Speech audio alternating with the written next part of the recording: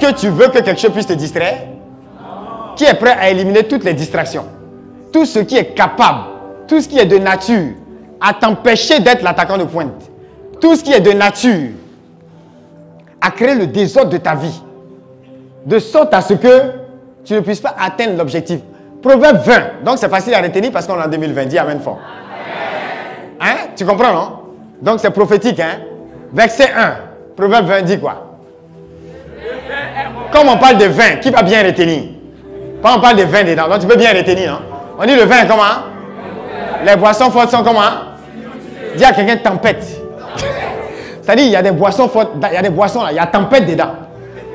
Hein, vous voyez? Il y a des boissons dans la bouteille là. Il y a la tempête qui a secoué la bague de Jésus. Donc dis à quelqu'un, regarde-moi ça. Comment tu peux arriver à bon port? Est-ce que tu vois la révélation? On dit les boissons fortes sont tumultueuses. Il y a des boissons, on dirait tempête. Vous voyez pas quand les gars boivent, ils tombent ici. Ils se jettent là-bas. Ils se jettent, ils sont cognés le mur. Dis à quelqu'un, il y a tempête sur lui.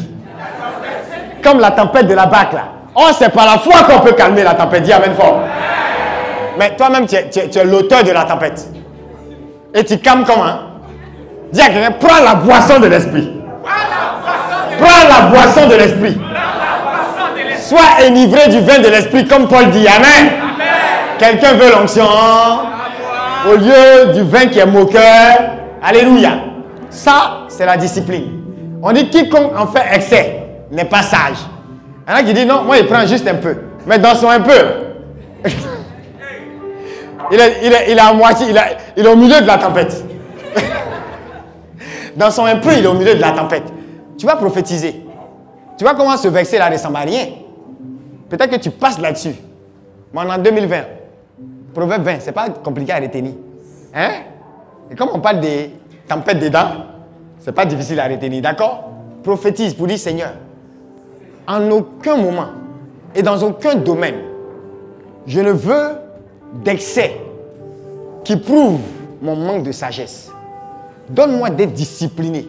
Ici, là, ça veut dire quelque chose qui peut te secouer comme la barque est secouée par une tempête. Comment tu peux exagérer dedans? On dit prends un peu là. Ton un peu est devenu tempête. Dis à quelqu'un discipline-toi. Qui parle de discipline, parle de limitation. Quelqu'un qui parle même de vision, parle d'un choix. Satan n'était pas discipliné. C'est pourquoi on l'a chassé.